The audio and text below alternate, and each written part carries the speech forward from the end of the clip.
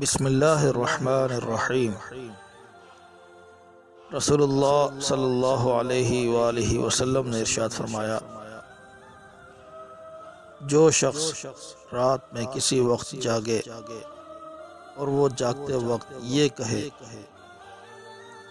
لا الہ الا اللہ وحدہ لا شریک لہ لہ الملک وَلَهُ الْحَمْدُ وَهُوَ عَلَى كُلِّ شَيْءٍ قَدِيرٌ سبحان اللہ والحمد للہ ولا الہ الا اللہ واللہ اکبر ولا حول ولا قوة الا باللہ العلی العظیم۔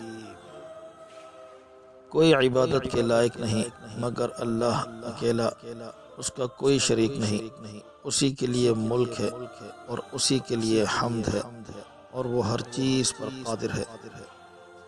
اللہ پاک ہے اور سب تعریف اللہ کے لیے ہے اور اللہ کے سوا کوئی سچا معبود نہیں، اور اللہ سب سے بڑا ہے اور بلندی اور عظمت والے اللہ کی مدد کے بغیر نہ کسی چیز سے بچنے کی طاقت ہے اور نہ کچھ کرنے کی قوت ہے۔